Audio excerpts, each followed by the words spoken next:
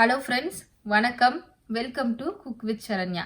இன்னைக்கு நம்மளோட சேனல்ல என்ன பார்க்க போறோம் அப்படின்னா, இஞ்சி பூண்டு பேஸ்ட் எப்படி அரைக்கிறது அப்படிங்கிறது தாங்க பார்க்க போறோம். இஞ்சி பூண்டு பேஸ்ட் அரைக்கிறதுல என்ன ஸ்பெஷலா இருக்க போகுதுன்னு நினைக்கிறீங்களா? இஞ்சி பூண்டு பேஸ்ட் பார்த்தீங்கன்னா, ஒரு சிலருக்கு நம்ம ஃப்ரிட்ஜில் அரைச்சி வச்சிருந்தோம் அப்படின்னா, மறுநாளே பார்த்தீங்கன்னா ஒரு கிரீன் கலராக கலர் சேஞ்ச் ஆகிருக்கும். அது மட்டும் இல்லாமல் அதை எப்படி ரொம்ப நாள் ஸ்டோர் பண்ணி வைக்கிறது அப்படிங்கிறது ஒரு சிலருக்கு தெரியாமல் இருக்கலாம்.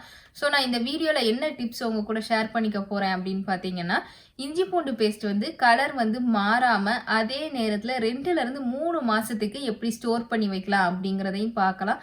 ஒரு சிலருக்கு பார்த்தீங்கன்னா இஞ்சி பூண்டு பேஸ்ட் வந்து கசப்பாக இருக்கிற மாதிரியும் ஃபீல் பண்ணியிருப்பீங்க. அதெல்லாம் எப்படி சரி பண்ணலாம் அப்படிங்கிறதையும் இந்த வீடியோவில் நம்ம பார்க்கலாம். இஞ்சி பூண்டு பேஸ்ட் வந்து நிறைய கடைகளில் வந்து இப்போ கிடைக்குது. ஆனால் அதை வந்து பார்த்தீங்கன்னா கண்டிப்பாக ப்ரிசர்வேட்டிவ்ஸ் ஏதாச்சும் ஆட் பண்ணியிருப்பாங்க. அது வந்து அவ்வளோ ஹெல்த்தியான ஒரு ஆப்ஷனும் கிடையாது.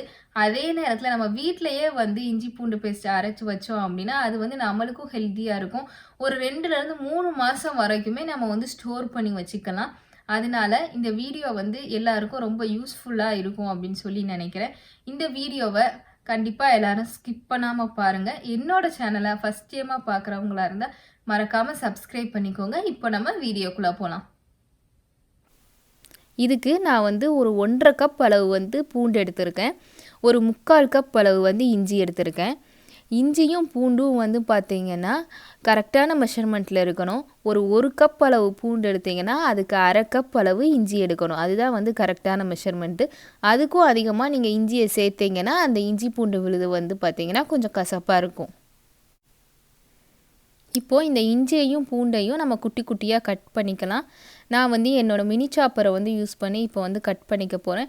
நீங்கள் வந்து யூஸ்வலாக எப்போவும் போல் நைஃப் வச்சு கூட நல்லா குட்டி குட்டியாக கட் பண்ணிக்கோங்க. நம்ம அப்படியே வந்து மிக்சியில் போட்டோம் அப்படின்னா அது வந்து மிக்சியில் சரியாக அரைப்படாமல் அப்படியே முழுசாக இருக்கிற மாதிரி இருக்கும். ஸோ உங்களால் கொஞ்சம் முடிஞ்ச அளவுக்கு குட்டியாக கட் பண்ணி யூஸ் பண்ணிக்கோங்க. இந்த மினி சாப்பர் பார்த்திங்கன்னா நல்ல ஈஸியாக இருக்கும் நம்மளுக்கு சாப் பண்ணுறதுக்கு. இதை வந்து நான் லாஸ்ட் இயர் தேங்க்ஸ் கிவிங் அப்போ வாங்கினேன். ரொம்ப யூஸ்ஃபுல்லாக இருக்கும். இது வந்து நம்ம வெங்காயம்லாம் கூட இதில் வந்து ஈஸியாக கட் பண்ணுறதுக்கு நல்லாயிருக்கும். இந்த மாதிரி மொத்தமாக வந்து அந்த இஞ்சி பூண்டு எல்லாத்தையுமே வந்து நம்ம இப்போ சாப் பண்ணி எடுத்துக்கலாம். இது யூஸ் பண்ணுறதும் பார்த்திங்கன்னா ரொம்ப ஈஸியாக இருக்கும். இந்த மாதிரி பூண்டெல்லாம் போட்டுட்டு அந்த லிட்டை க்ளோஸ் பண்ணி நம்ம லைட்டாக ப்ரெஸ் பண்ணால் போதும். அதை நல்லா ஈஸியாக சாப் பண்ணிடுது. நான் இதே அளவு தான் இஞ்சி பூண்டு பேஸ்ட் வந்து எப்போவும் அரைச்சி வைப்பேன். அது வந்து எனக்கு வந்து ஒரு 1.5 மாதத்துக்கு வரும். நீங்கள் இன்னும் அதிகமான அளவு கூட வந்து அரைச்சி வச்சுக்கலாம். இதே மெத்தடை வந்து நீங்கள் ஃபாலோ பண்ணிக்கலாம். நீங்கள் 1 கப்பு வந்து பூண்டு எடுத்தீங்கன்னா 1/2 கப் வந்து இஞ்சி எடுக்கணும். அதுதான் வந்து மெஷர்மெண்ட். அதே மாதிரி நீங்கள் எவ்வளோ நாள் வந்து எடுத்து அரைச்சி வச்சுக்கலாம். இந்த இஞ்சி பூண்டு பேஸ்ட்டுக்கு தேவையான அளவு உப்பு சேர்த்துக்கலாம். நான் 1.5 டீஸ்பூன் வந்து உப்பு சேர்க்குறேன்.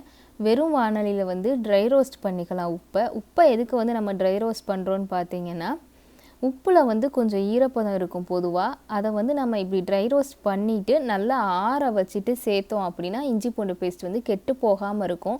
நம்ம அப்படியே வந்து உப்பை சேர்க்கும் போது அதில் இருக்க தண்ணி பட்டு வந்து பார்த்திங்கன்னா அது சீக்கிரத்தில் கெட்டு போயிடும். அதனால் எப்போவுமே பார்த்திங்கன்னா ஊறுகாய்க்கெல்லாம் நம்ம சேர்க்குற மாதிரி இந்த மாதிரி வெறும் வாணலியில் வந்து வறுத்துட்டு அதுக்கப்புறமா வந்து இப்போ நம்ம இஞ்சி பூண்டு பேஸ்ட்டில் கடைசியாக நம்ம சேர்த்துக்கலாம். உப்பு நல்லா வறுபட்டுருச்சுன்னா பார்த்தீங்கன்னா அது நல்லா உதிரி ஆயிரும். இந்த ஸ்டெப் வந்து ரொம்ப முக்கியமான ஸ்டெப். ஸோ இதை வந்து ஸ்கிப் பண்ணிடாதீங்க. இதை மாதிரி நல்லா உப்பை வறுத்து சேர்க்கும் போது தான் வந்து இஞ்சி பூண்டு விழுது வந்து கெட்டு போகாமல் நம்ம வந்து ரொம்ப நாள் ஸ்டோர் பண்ணி வச்சுக்க முடியும். இதை வந்து நீங்கள் ஊறுகாயெலாம் பண்ணும்போது ஃபாலோ பண்ணிங்கனாலும் அது ஊறுகாயும் வந்து கெட்டு போகாமல் ரொம்ப நாள் வந்து நம்ம ஸ்டோர் பண்ணி வச்சுக்கலாம். இதை அரைக்கிறதுக்கு பார்த்திங்கன்னா நம்ம தண்ணி எதுவும் சேர்க்க போகிறதில்ல. நான் வந்து ஒரு 3 டேபிள் ஸ்பூன் அளவு வந்து எண்ணெய் எடுத்து வச்சுருக்கேன். நம்ம வந்து எண்ணெய் ஊற்றி தான் அரைக்க போகிறோம். அப்போ தான் நமக்கு வந்து கெட்டு போகாமல் இருக்கும். இப்போது நம்ம சாப் பண்ணி வச்சுருக்கிற இஞ்சியையும் பூண்டையும் வந்து பார்த்திங்கன்னா நல்லா மிக்ஸ் பண்ணி வச்சுருக்கிறேன். அதை வந்து மிக்ஸி ஜாரில் வந்து இப்போ சேர்த்துக்கலாம். நான் வந்து பெரிய ஜாராக எடுத்துருக்கிறதுனால மொத்தமாகவே வந்து சேர்த்து அரைக்கிறேன். நீங்கள் குட்டி ஜாரா வந்து எடுத்திருந்தீங்கன்னா பாதி பாதியாக சேர்த்து அரைச்சிக்கோங்க. இப்போ நம்ம எப்பவும் போல் அரைக்கிற மாதிரி கொஞ்சம் கொஞ்சமாக வந்து நம்ம எடுத்து வச்சுருக்கிற எண்ணெயை சேர்த்து நம்ம அரைச்சிக்கலாம். இப்போது எண்ணெய் சேர்த்து அரைக்கிறதுனால பார்த்தீங்கன்னா நம்மளுக்கு வந்து ரொம்ப நாள் வந்து கெட்டு போகாமல் இருக்கும். நம்ம தண்ணி அதே நேரத்தை சேர்த்து அரைக்கும் போது பார்த்தீங்கன்னா சீக்கிரத்தில் வந்து இந்த இஞ்சி பூண்டு விழுது வந்து கெட்டு போயிடும். இப்படி நம்ம சேர்த்து எண்ணெயை சேர்த்து அரைக்கும் போது நம்மளுக்கு வந்து 3 மாதம் வரைய கூட கெட்டு போகாமல் நம்ம வச்சு யூஸ் பண்ணிக்கலாம். இப்போ பார்த்தீங்கன்னா உங்களுக்கு தெரியும், நான் வந்து நல்லா ஸ்மூத் பேஸ்ட்டாக வந்து அரைச்சிட்டேன். இந்த மாதிரி நல்லா அரைச்சிக்கோங்க. எண்ணெய் மட்டுமே வந்து தான் நான் சேர்த்து அரைச்சிருக்கிறேன். 3 டேபிள் ஸ்பூன் எண்ணெய் தான் சேர்த்துருக்கிறேன், நிறையாவும் சேர்க்கலை நான். இப்போது இந்த இஞ்சி பூண்டு பேஸ்ட்டை பார்த்தீங்கன்னா ஒரு பவுலுக்கு வந்து நம்ம மாற்றிக்கலாம். இதில் இப்போ நம்ம வறுத்து வச்சுருக்கிற உப்பை சேர்த்துக்கலாம். உப்பு வந்து நல்லா ஆறுனதுக்கப்புறம் தான் சேர்க்கணும், சூடாக இருக்கும் போதே வந்து சேர்த்துறாதீங்க. இதுக்கு ஒரு அரை டீஸ்பூன் அளவு மஞ்சள் தூள் சேர்க்குறேன். மஞ்சள் தூள் வந்து சேர்த்து நல்லா மிக்ஸ் பண்ணிக்கோங்க. மஞ்சள் தூள் வந்து எல்லாருக்குமே நல்லா தெரியும், அதில் வந்து ஆன்டிஃபங்கல் ப்ராப்பர்ட்டிஸ் நிறையவே இருக்குது. அதனால மஞ்சள் தூள் சேர்த்து நம்ம கலந்து மிக்ஸ் பண்ணி வைக்கும் போது அது ரொம்ப நாள் வரைக்குமே நம்மளுக்கு வந்து கெட்டு போகாமல் வச்சுருக்கும். அதனால இல்லை மஞ்சள் தூள் சேர்த்து நல்லா கலந்துக்கலாம். இப்போ பார்த்தீங்கன்னா நம்ம மஞ்சள் தூளும் உப்பும் சேர்த்து மிக்ஸ் பண்ணி எடுத்து வச்சாச்சு. இப்போது நம்ம வந்து இதை ஒரு டப்பாவில் வந்து மாற்றிக்கலாம். இதில் வந்து ஒரு சின்ன டிப் என்னன்னு பார்த்தீங்கன்னா, நம்ம எப்போவுமே அரைச்சி வச்சுருக்கிற இஞ்சி பூண்டு பேஸ்ட்டை வந்து மொத்தமாக ஒரே பாக்ஸில் போட்டு ஸ்டோர் பண்ணி வச்சிட வேண்டாம். இப்படி தனித்தனியாக 2 பாக்ஸில் வந்து ஸ்டோர் பண்ணி வச்சுக்கோங்க. அது எதுக்காகன்னு பார்த்தீங்கன்னா, நீங்கள் ஒரு பாக்ஸை வந்து எடுத்து யூஸ் பண்ணும்போது பார்த்தீங்கன்னா இன்னொரு பாக்ஸ் வந்து நம்மளுக்கு அப்படியே ஃப்ரெஷ்ஷாக இருக்கும். ஸோ அது வந்து இன்னும் ரொம்ப நாளைக்கு வந்து நம்ம வச்சுக்கலாம் ஃப்ரிட்ஜ்லேயே. அதனால எப்போவுமே வந்து 2 பாக்ஸாக வந்து நீங்கள் ஸ்டோர் பண்ணி வச்சுக்கிட்டிங்கன்னா ரொம்ப நாள் வந்து நம்ம யூஸ் பண்ணிக்கலாம்.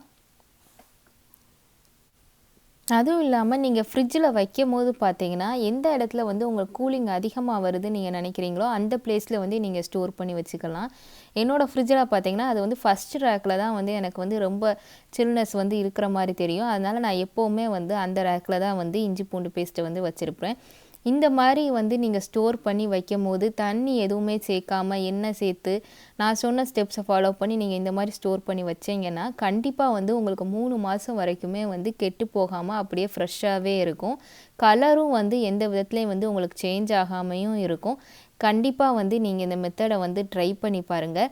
அப்புறம் இந்த வீடியோ உங்களுக்கு பிடிச்சிருந்துச்சு அப்படின்னா லைக் பண்ணுங்கள். என்னோடய சேனலை மறக்காமல் சப்ஸ்கிரைப் பண்ணுங்கள். Thank you. Cook with Saranya, taste of home.